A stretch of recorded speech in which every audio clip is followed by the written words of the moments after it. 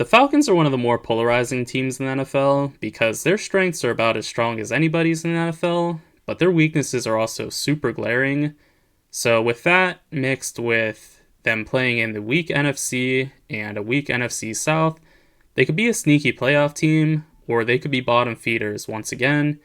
This video is going to discuss which is more likely. One of the major reasons Atlanta is so divisive is the fact that Desmond Ridder hasn't played much in the NFL, and when he has played, he was really just entrusted with handing the ball off. So we really haven't gotten to see just how good he can be in the NFL. And he was a third round pick after all, so the expectations aren't very high for him. Part of what makes it difficult too is in his limited sample size, he wasn't very good, as he ranked 36th out of 52 quarterbacks in expected points added, which, if you don't understand that stat, I have a video explaining it. I think it's one of the best stats out there. And again, he really struggled according to that metric, which, yeah, it's only based on 4 games of sample size, so it's really hard to decipher exactly what it means, but it would be a lot nicer if he was at least a bit higher and not squarely in the mix with backup quarterbacks. Very quickly before we move to the next positions, if you're enjoying this video, please be sure to like and subscribe, as both would make major differences. As for the rest of their positions though, the Falcons' offensive line does not get talked about nearly enough because they have the premier right side of the offensive line in the entire NFL, with Chris Lindstrom being ranked PFF's best guard in the NFL as their right guard, and Caleb McGarry, their right tackle, was 4th out of all tackles as well. As a whole, the Falcons ranked 8th in pass blocking and 1st in run blocking. So at a minimum, a bare minimum, we're talking about the Falcons having a top 5 offensive line in the NFL, and in reality, I think it's probably the second best, right behind the Eagles. And in truth, I don't think it's too far behind the Eagles, because there is not really a weak link on this Falcons line. Jake Matthews is a stud at the other tackle position. Drew Dalman is a solid center. The only person you could be a little bit worried about is Matthew Bergeron, but I'm not too nervous about him. He was a highly thought of tackle that's converting to guard, and at the very least, I would say he easily projects to be better than Jalen Mayfield, who was a starter for the Falcons last year, who just really, really struggled, particularly as a pass protector. So there are few, if any, holes on this line, and most of it is just complete studs. This is a really, really good line that doesn't get talked about basically ever. Speaking of not getting talked about, Drake London had a sensational rookie year, and his counting stats like yards and touchdowns, they probably don't stand out very much to you, particularly as Garrett Wilson just destroyed the NFL as a rookie.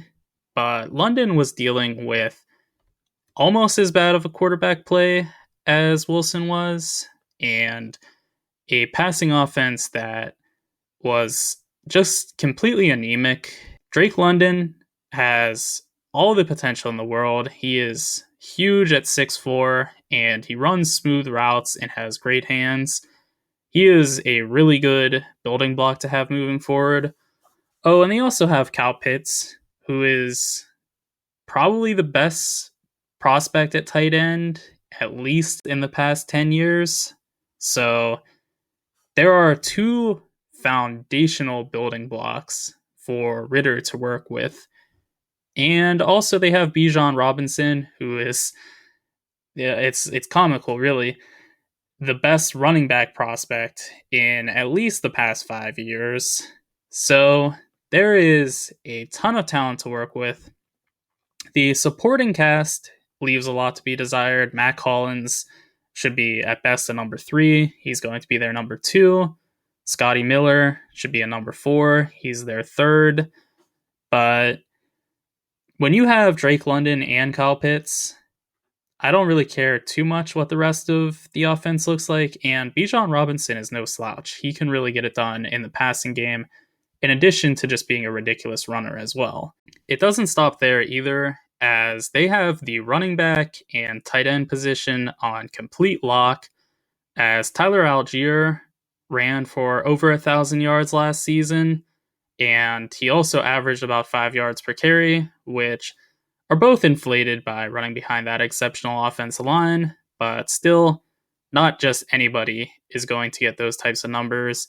And Cordarrelle Patterson is an exceptional number 3 running back, as he is a really solid receiver out of the backfield and is also a pretty nice runner as well. Jonnu Smith is a pretty solid number 2 tight end as well. So they have depth and star talent at positions that are kind of not in vogue in the NFL right now, but still have a ton of value, especially with a quarterback that is probably going to need his hand held a little bit early on in his career at least. Moving to their defensive backs, things fall off a bit because AJ Terrell has what it takes to be a shutdown corner, and Jesse Bates is an elite safety. Richie Grant is a solid safety as well. But then I kind of lose all confidence after that because Jeffrey Okudah was an incredible prospect coming out of Ohio State, but he has not delivered in the pros yet. Mike Hughes, not really somebody you want to have locked into being a starter. He is a really solid depth guy, but not necessarily the best nickel corner out there. And really, the depth after those guys is not very good.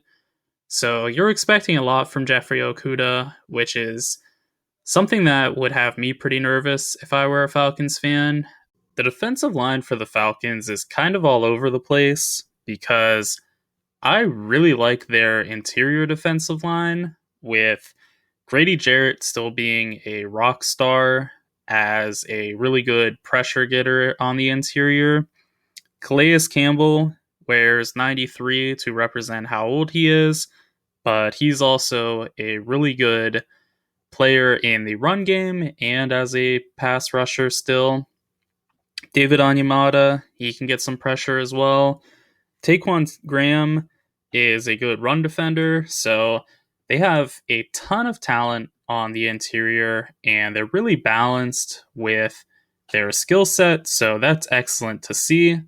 But then their edge room is really, really weak, as I would say their best player is probably going to be Arnold Ebiketie, who was a bit of a steal in last year's draft, but he did not have the best year, and I'm still projecting him to be the best player for them just because the floor is very low for these players like Bud Dupree and Lorenzo Carter.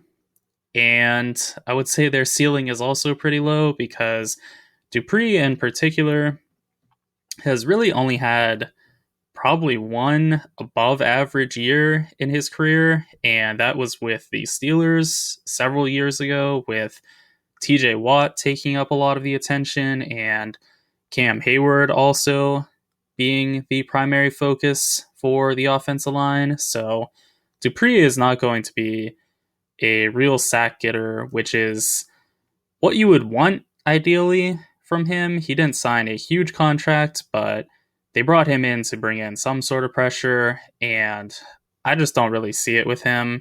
So unless Ebiketie takes a massive jump, I think their defensive line is going to be a pretty big issue for them because the interior will be able to get some pressure, but unless you're talking Aaron Donald or Chris Jones or one of those levels of players, you can't rely on the interior pass rush being your only way of generating pressure, and that's kind of what the Falcons are going to have to do. Shifting to the final positional group we'll look at, being linebacker, PFF's main man, Caden Ellis, let me tell you, he was 7th out of 81 linebackers, and he really got it done in every way imaginable, as he was elite in their grading for run defense, pass rushing as a linebacker, and he was really solid as a cover guy as well. I'm not very familiar with his game, I'll be honest, but I do use PFF grades as a way of gauging players that I don't really know, and all of the boxes are checked with him, aside from the fact that he only has 1 year of production. So it could just be a flash in the pan, and this is the only time he's going to look that good, or maybe he is just that darn good, and he's going to keep that moving forward. For the Falcons' sake, they're going to need him to be that good because Troy Anderson is not good, and there's not really any depth beyond these two, so they're going to need Caden Ellis to be a leader for them, and if he can help in generating some pressure, that'll alleviate the weakness of their edge room significantly. Finally, for coaching, Arthur Smith is a hard guy for me to get a read on because he has had a ton of success as an offensive coordinator and as a head coach insofar as he has gotten the most out of his quarterbacks, which is about as high of praise as you can give a coach, particularly as the Titans, with Ryan Tannehill, mind you, ranked 10th and 4th in points scored with him as the offensive coordinator. And then the Falcons ranked 15th this past season with Marcus Mariota and obviously Desmond Ridder as well being their starting quarterbacks. That is pretty impressive. And yes, the Titans have had a fair amount of talent on offense in conjunction with an above average quarterback. And yes, the Falcons had Drake London and Kyle Pitts this past year and a dominant run game. But at the end of the day, the quarterback is going to drive the success of the team the most out of anybody. And I feel like Arthur Smith has had success in spite of his quarterback play, more so than he has been as a result of the quarterback play. And really, the only thing that holds him back in my mind is the fact that he is not an analytics guy at all. And for me, that is a rather large chunk of the evaluation process for a coach, but it is not the entirety of it. I would say it's probably about 30% of what I look at for coaching, maybe a little more, but right around 30%, I would say. And that's just something he doesn't get. But at the end of the day, there's a lot more to being a coach than just analytics, and he has shown that he is quite proficient in things beyond the numbers. In all, I think the Falcons have a ton of potential, and their talent is pretty good now as well. But I think between having a bottom 10 quarterback situation, having no depth at receiver or cornerback, and not really having a good edge room is going to be pretty problematic for them. So they could be pretty good this year, but I'm a little bit lower on them just because if injuries strike especially, they're really going to be out of luck because they don't have good secondary talent as it is, and you factor in injuries on top of that, that really becomes an issue. But as it stands now, even, teams are going to be able to exploit their weaknesses because they're really glaring.